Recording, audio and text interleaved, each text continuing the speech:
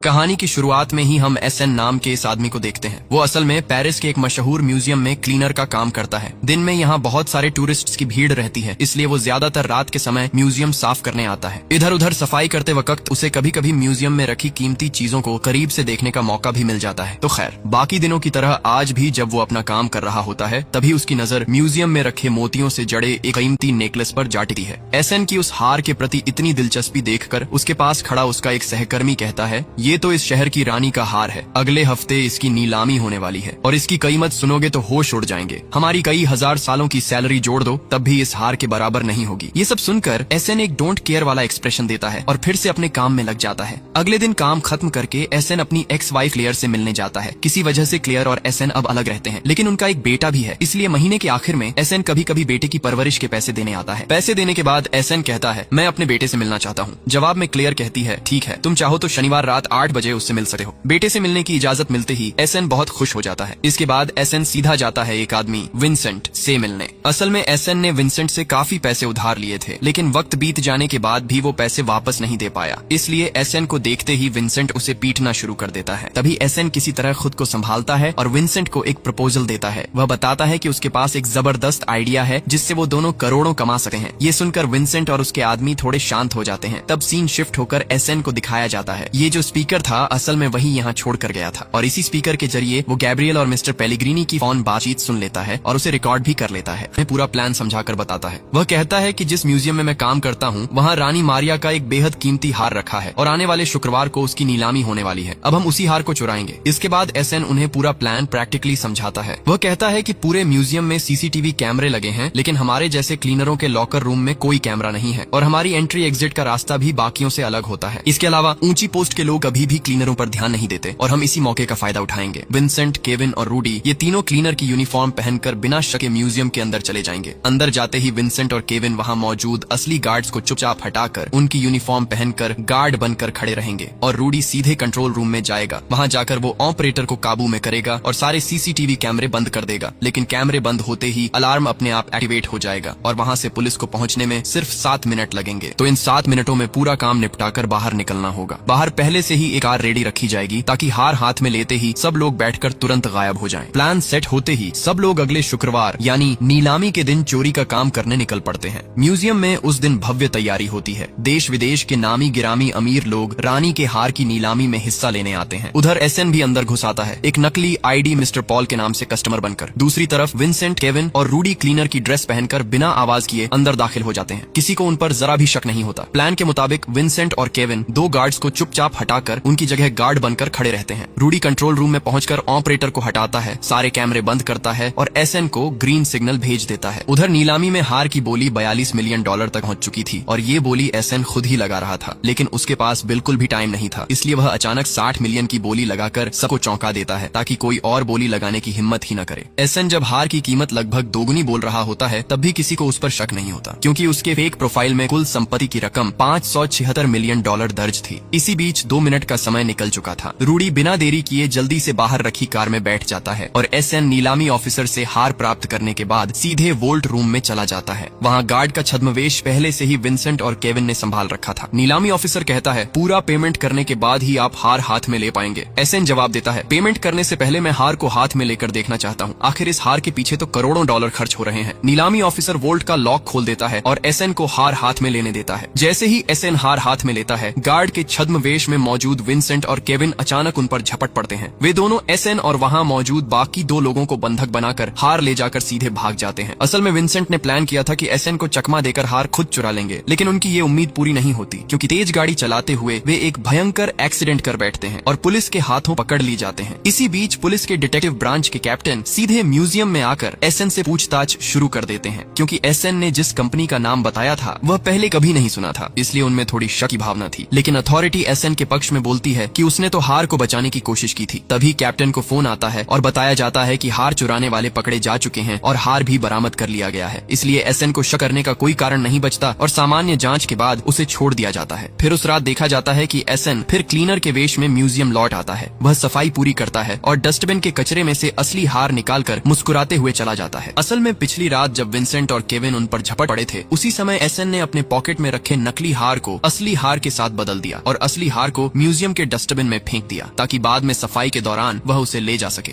एकदम perfect plan है ना? लेकिन ये प्लान उसने एक दिन में नहीं बनाया था। असली हार पाने के लिए एसन पिछले 25 साल से इंतजार कर रहा था और इस पूरे रहस्य के पीछे का कारण जानने के लिए हमें 25 साल पीछे जाना होगा। एसन के पिता का नाम था बाबाकर। उस समय वह पेलिग्रीनी नाम के एक बेहद अमीर फैमिली के घर में ड्राइवर के रूप में काम करते थे। रानी मारिया का जो कीमती हार लेकर इतनी सारी कहानी चल रही है वो उस समय पेलिग्रीनी फैमिली की ही प्रॉपर्टी था। बाबाकर बहुत ही ईमानदार और जिम्मेदार इंसान थे। एक दिन घर की मैडम यानी मिसेस पेलिग्रीनी बाबाकर से कहती हैं, हमारी लाइब्रेरी में बहुत सारी किताबें रखी हैं, चाहो तो घर ले जाकर पढ़ सकते हो। अगर तुम्हारा बेटा पढ़ता हो तो उसके लिए भी ले जाना। इस मौके का फायदा उठाकर एसन के पिता अपने छोटे बेटे के लिए अर्सेन लुपेन नाम की एक किताब लेकर आते हैं। लेकिन कुछ ही दिनों बाद अचानक वह हार गायब हो जाता है और मिस्टर पेलिग्रीनी बिना किसी सबूत के सीधा बाबाकर पर चोरी का आरोप लगा देते हैं और उन्हें जेल भिजवा देते हैं। कुछ दिनों बाद छोटा एसन अपने पिता से जेल में मिलने जाता है और देखता है कि अपमान और शर्म सह न पाने के कारण उसके पिता ने फांसी लगाकर आत्महत्या कर ली। पिता की लाश देखकर उसी दिन उसके मन में एक पागलपन सी जिद चढ़ जाती है, एक दिन मैं उस हार को जरूर हासिल करूंगा, चाहे जो हो जाए। इसके बाद लगभग 25 साल तक वह सिर्फ सही समय का इंतजार करता है। कुछ दिन पहले उसे न्यूज में पता चलता है कि रानी का वो हार बरामद कर लिया गया है और अब लूव्र म्यूजियम में रखा है। उसी पल से एसन अपना प्लान बनाना शुरू कर देता है। सबसे पहले वह म्यूजियम में क्लीनर की नौकरी लेता है और अंदर की पूरी सिस्टम को समझ लेता है। फिर ऑनलाइन अपने नाम से एक फेक बिजनेस प्रोफाइल बनाता है। विंसेंट से उधार लिया पैसा भी पूरी प्लानिंग का हिस्सा था। चाहे तो वह कहीं और से भी पैसे का इंतजाम कर सकता था, पर उसने जानबूझकर विंसेंट को इस जाल में खींचा। नीलामी से कुछ दिन पहले वह अपने दोस्त बेंजामिन के पास जाता है और उसकी मदद से असली हार जैसा बिल्कुल हूबहू एक नकली हार बनवा लेता है। मतलब नीलामी, नकली हार, चोरों का पकड़ा जाना, ये सब पहले से ही एसन के मास्टर प्लान का हिस्सा था और इसी परफेक्ट प्लानिंग की वजह से आखिरकार असली हार उसके हाथ में पहुंच जाता है। उधर इसी केस के दूसरे इंचार्ज इंस्पेक्टर यूसुफ को लैब से फोन आता है कि जो हार उन्होंने बरामद किया था वो नकली है। ये सुनकर यूसुफ बहुत घबरा जाता है। अचानक उसकी नजर डेस्क पर रखी आर्सेन लुपेन की किताब पर जाती है। उसे लगता है कि कल रात की चोरी उसी किताब की स्टोरी को फॉलो करके की गई है। वह समझ जाता है कि चोर जरूर आर्सेन लुपेन से इंस्पायर्ड होगा। खैर, चूंकि अगले दिन शनिवार था इसलिए उस दिन एसन अपने बेटे से मिलने वाला था। बेटे से मिलने के बाद एसन उसे बाहर घुमाने ले जाता है, यहाँ तक कि वह अपने बेटे को आर्सेन लुपेन की वही किताब उपहार में देता है जो उसके पिता ने 25 साल पहले उसे दी थी और वही किताब असल में एसन की पूरी जिंदगी का रूट बदलने वाली रही। इसके बाद एसन वह हार लेकर अपने दोस्त बेंजामिन के लैब में आता है। बेंजामिन हार को देखकर पूरी तरह चकित हो जाता है क्योंकि पेलिग्रीनी फैमिली इतने सालों तक सबको यह बता रहा था कि 25 साल पहले हार चोरी हो गई थी। उसके बाद ही हीरे 7 अलग अलग देशों में बेच दिए गए, फिर हीरे बरामद करके नए सिरे से जोड़ दिए गए। लेकिन जब बेंजामिन हार को चेक करता है तो वह कुछ भी गलत नहीं पाता। हार बिल्कुल पहले जैसा ही सुरक्षित और बिना किसी खरोंच के है। ये देखकर एसन को पूरी तरह यकीन हो जाता है हार कभी चोरी नहीं हुआ था, सारा ड्रामा सिर्फ दिखावा था और उस ड्रामे का शिकार उसके पिता बने थे। मतलब 25 साल पहले बाबाकर को पूरी तरह प्लान करके फंसाया गया था। सब कुछ समझते ही एसन के रुएं खड़े हो जाते हैं। इसके बाद वह मिसेस पेलिग्रीनी को मिलने के लिए एक चिट्ठी भेजता है। साक्ष्य के रूप में चिट्ठी के साथ एक हीरा भी भेजता है। चिट्ठी में डेट, टाइम और लोकेशन सब लिखा होता है। असली हीरा देकर और इस चिट्ठी को पाकर मैडम पेलिग्रीनी ठीक समय पर उस लोकेशन पर पहुंचती है। एसन उस समय पिज्जा डिलीवरी बॉय के वेश में उससे मिलता है। वह सीधे पूछता है, आपने मेरे पिता को चोरी के आरोप में क्यों फंसाया? असल में मिसेस पेलिग्रीनी वहाँ पुलिस प्रोटेक्शन बुक में स्पाई कैमरा और कान में हियरिंग डिवाइस लगाए हुए आई थी। एसन उसे समझ जाता है और हाथ से स्पाई कैमरा ढक देता है। पेलिग्रीनी उस समय एसन से कहती है कि वह पैसे के बदले सभी झमेलों को सुलझा दे, लेकिन एसन मानने को तैयार नहीं होता। वह सिर्फ अपने पिता का सम्मान वापस दिलाना चाहता है। तभी स्पाई कैमरा बंद हो जाता है और छद्मवेश में बैठे ऑफिसर उनकी ओर बढ़ते हैं। एसन तुरंत अपनी साइकिल लेकर भागने लगा है। पुलिस भी पीछा करती है, लेकिन उसी समय वहाँ कुछ और पिज्जा डिलीवरी बॉयज आ जाते हैं। पुलिस पूरी तरह कंफ्यूज हो जाती है और एसन को पकड़ने की बजाय एक फूल डिलीवरी बॉय को पकड़ लेती है और उसी मौके का फायदा उठाकर एसन ड्रेस बदलकर चला जाता है। असल में मिसेस पेलिग्रीनी से मिलने से पहले एसन यहाँ के कुछ पिज्जा डिलीवरी बॉयज से बात कर चुका था। इसके बाद एसन घर लौटकर अपने पिता की जेल से लिखी एक चिट्ठी निकालता है जो उनके मौत से पहले भेजी गई थी। चिट्ठी में बाबाकर ने आखिरी लाइन में लिखा था कि असली सच लाइब्रेरी में मिलेगा, लेकिन बाबाकर ने जानबूझकर लाइब्रेरी की स्पेलिंग गलत लिखी थी। एसन समझ जाता है कि यह कोई कोड लैंग्वेज है। पूरी रात वह इसे एनालाइज करता है और एक नाम निकलता है, एटियन कोमेट। ये आदमी पहले एक लाइब्रेरी में काम करता था और जेल में उसके पिता के पास वाले सेल में भी रहता था। एसन को पता चलता है कि वह आदमी अब भी जेल में है, इसलिए एसन उससे मिलने का इरादा करता है, लेकिन वह आदमी बीमार होने की वजह से आसानी से मिलने का मौका नहीं देता। एसन भी कोई आम आदमी नहीं था, वह सीधे जेल में जाने का प्लान बनाता है। असल में हाल ही में एसन का ममातो भाई किसी केस में जेल गया था और वह एसन के जमे भाई की तरह दिखता था।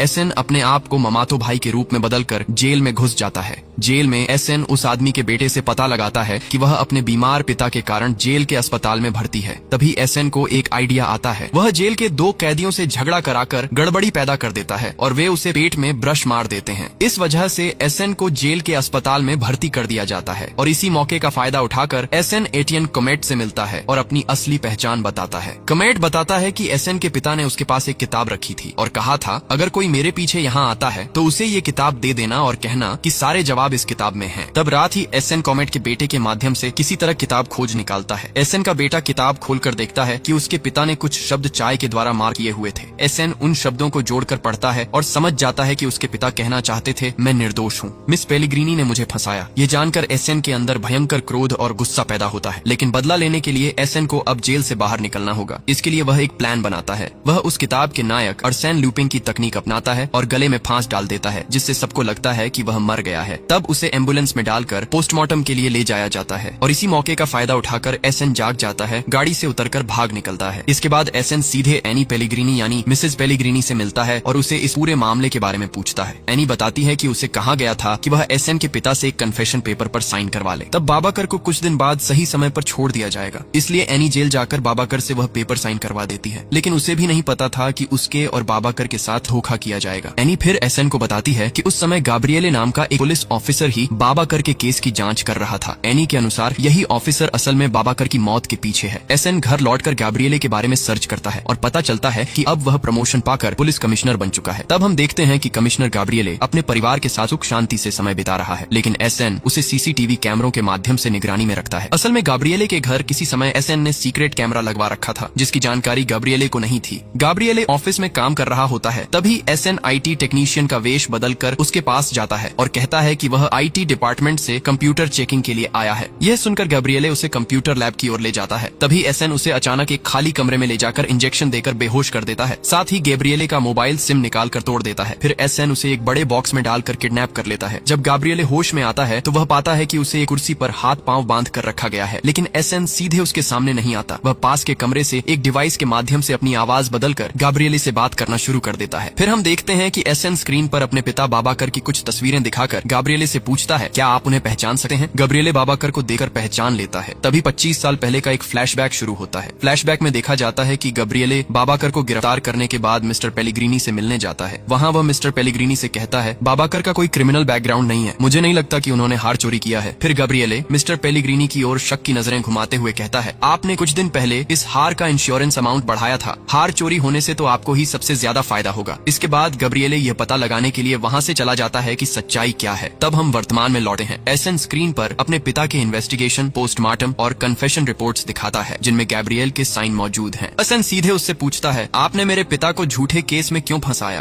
तुम्हें तो जांच में कोई हार नहीं मिली, तो किस आधार पर मेरे पिता को सजा दी गई और सजा कम करने के नाम पर उनसे चोरी की कन्फेशन क्यों करवाई गई? गाब्रिएले अब कोई रास्ता नहीं देकर स्वीकार करता है कि उसने यह काम वास्तव में रिश्वत के बदले किया, लेकिन उसने यह अपनी विलासिता के लिए नहीं किया। वह यह सब अपने बच्चों के भविष्य के लिए करने को मजबूर था। कमिश्नर के किडनैप की घटना पर पुलिस स्टेशन में हड़कंप मच जाता है। पुलिस सीसीटीवी फुटेज चेक करती है और एसएन को देखने की कोशिश करती है, लेकिन वीडियो क्लियर नहीं होने की वजह से उसे पहचान नहीं पाती। इसके अलावा कमिश्नर के मोबाइल डेटा भी बंद पाया जाता है, लेकिन इंस्पेक्टर यूसुफ बताता है कि मोबाइल में सिम के अलावा एक अलग चिप लगी हुई है। पुलिस जल्दी से उस चिप को ट्रैक करती है और गाब्रिएल के मोबाइल की लोकेशन पता कर लेती है। तुरंत ही पुलिस उसे बचाने के लिए निकल पड़ती है। वहीं गाब्रिएले एसएन से कहता है कि बाबाकर के केस के बारे में उसे इतना ही पता था, इसलिए वह एसएन से रिक्वेस्ट करता है कि उसे छोड़ दिया जाए और वादा करता है कि वह एसएन के बारे में किसी को कुछ नहीं बताएगा। एसएन जवाब देता है हालांकि पुलिस पर विश्वास करना सही नहीं, फिर भी मैं तुम पर विश्वास करके तुम्हें छोड़ रहा हूँ। तब पुलिस ट्रैक की हुई लोकेशन पर पहुँचती है और वह बॉक्स पाती है। बॉक्स खोलने पर पता चलता है कि वहाँ केवल कमिश्नर का मोबाइल ही है। पुलिस तब गाड़ी के ड्राइवर को पकड़ती है। ड्राइवर बताता है कि उसे ऊबर से बुक किया गया था। उसे किडनैप के बारे में कुछ नहीं पता था, सिर्फ इतना कहा गया था कि सिटी हॉल से कुछ सामान लेकर आना है। ये सुनकर इंस्पेक्टर यूसुफ कहता है कमिश्नर को किडनैप करके जरूर सिटी हॉल में रखा गया होगा, क्योंकि यही अर्सेन लुपिन की तकनीक है। वह सभी का ध्यान दूसरी ओर मोड़ देता है और सबके नाक के नीचे अपना काम पूरा कर देता है। यूसुफ फोर्स लेकर सिटी हॉल पहुंचता है, लेकिन एसएन वहां से कुछ सेकंड पहले ही निकल चुका होता है। फिर पुलिस सिटी हॉल में जाकर कमिश्नर गाब्रिएले को सुरक्षित निकाल लेती है। इसके बाद हम देखते हैं कि कैप्टन गाब्रिएले से किडनैप की घटना के बारे में बात कर रहे हैं। वे समझ नहीं पा रहे थे कि कमिश्नर को 4 घंटे तक रोकने के बाद भी क्यों कोई जानकारी नहीं दे पा रहे, और किडनैपर ने उनसे कोई डिमांड भी नहीं की थी, इसलिए यह सब उनके लिए बहुत अजीब था। तभी इंस्पेक्टर यूसुफ कैप्टन को बुलाता है और कहता है मुझे एक क्लू मिला। नीलाम वाले दिन मिस्टर पॉल के नाम पर जो व्यक्ति चोरी करता है और जो कमिश्नर को किडनैप करता है, वही असल में एक ही आदमी है। साथ ही 25 साल पहले जब हार पहली बार चोरी हुई थी, उस केस के इंचार्ज भी गाब्रिएले थे। तो ये हाल ही के सारे घटनाक्रम पूरा कनेक्टेड है। दूसरी तरफ हम देखते हैं कि कमिश्नर गाब्रिएले घर लौटते हैं। वह जैसे ही नहाने के लिए जाते हैं, 25 साल पहले का एक